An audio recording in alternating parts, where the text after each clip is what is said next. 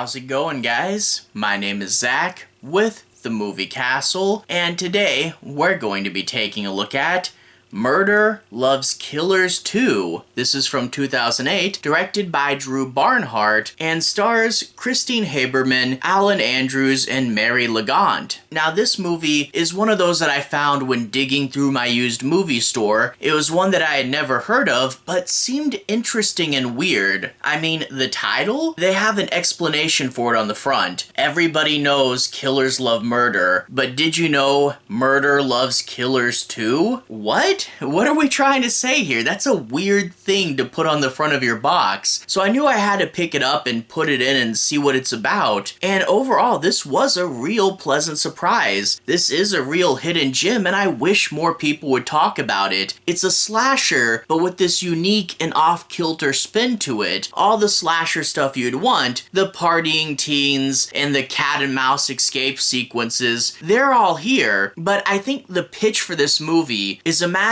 you wander into a slasher's house, but instead of Leatherface being big and over-the-top scary, it's just some dude, some guy that could be your manager or your next-door neighbor. He's older, he's balding. In fact, the first time you see him, he's in a bathrobe and pajamas, and yeah, just kind of there like he just woke up or something. In fact, this is the kind of killer that after he kills some people, he'll look around and see that the teens have messed up his kitchen, and slowly and calmly go about cleaning it and putting everything back how it should be. I mean, it's his house. He wants it to be clean. And he's so casual and so blasé about it that it is really super ironic, and he's actually, I think, a really interesting slasher killer. But we also get some really impressive camera work. Like, towards the beginning of this movie, there's a long shot that shows them wandering through the house, and you really do get to follow a few people and understand and see the house's layout, and it keeps you in the moment. They're not trying to be overly flashy, but they are trying to keep you in the moment and have interesting shots that serve the narrative and storytelling. Like, there's one long shot where you see the killer, it pans to the teens up in this other room, and then you see the killer pop out from a hiding place,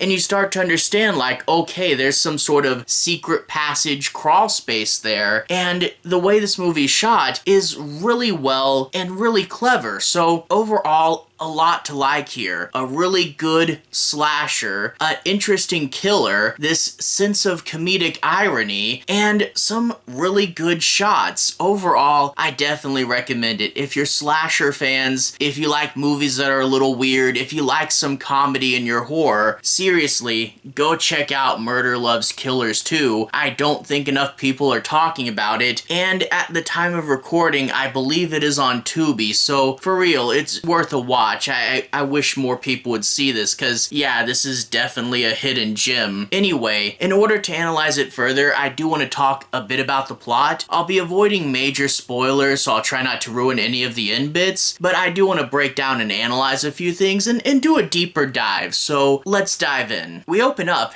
actually with something that's going to tell you the movie's off kilter, and that is partying teens, but there's a British narrator like we're watching a nature documentary, and he'll be describing the partying teens and why they have this outlook on life, and when he's done, and he's not in the movie ever again. That's super weird, but it's an interesting hook. Then, of course, the teens, their car is going to break down before they get to the cabin. When they get to the cabin, only one of them's gonna be smart enough to realize there's another car parked in front of it, but who cares? It's time to drink and it's time to party. And we get the classic slasher stuff. These teens are just a little too over the top and a little bit too wanting to party, but that's the point, self-referential parody. And we get the classic things of, oh, I bet they're still out in the woods, they're probably just wanting to be alone together, or hey, the final girl wandered off to go look for them. That means we have the house to ourselves, and it's for real, totally just all for us and all for ourselves. And we do get that bit where they, of course, are partying and don't notice stuff. There's a really funny sequence where one of them's outside and the camera pans over and shows you the killer's right there, and he kind of closes the door and hides completely unnoticed. But eventually, of course, things do build up and we do get more of the killer. As I said earlier, the idea that this killer is just a guy is really interesting, but they don't just leave it there. Throughout the course of the movie, you'll start to piece together his motivation and what he's trying to do, and it is a dark, messed up, but also pretty interesting story, and again, handled in such a blasé way. But I also love that eventually the killer does start talking. He's quiet for the most part, and I was really worried that when he started to talk, it would ruin it, but honestly, I think it's funnier when he starts to talk, and when you analyze him, and you analyze a few things that don't add up, I think there might be a little bit of a deeper level we can get to. Like, there's a repeated shot in the opening that kind of plays twice, and the one kill that he does go a little overboard on is this like birthday party kill, and I'm like, okay, I think if we wanted to, we could dig just a little deeper into his lore, and I think that would be pretty fun. Now, the killer does actually go pretty quick in this movie. Like, a lot of the friends are dispatched of really quick, and we get to the final girl a little bit early, but they know how to use it. They do a lot of fun cat and mouse sequences. There's a really cool scene where she's trying to do this thing with a key that I won't say what happens, but has a nice fun twist to it, and I do love just how much they were able to get out of her hiding somewhere or trying to do this to sneak around the killer and minding where all the little bits are in this house, and again, using really good cinematic language. And it does have a pretty fun chase through most of this, and also the movie's relatively short, so we don't overstay our welcome, and talking super vague about it, but I do also like the ending. It goes in a different, unexpected direction, but when you think about it, you're like, well, that's actually what we've been hinting at this whole time, and it does have a fun little ending sequence that I think really kind of did pull it all together. And yeah,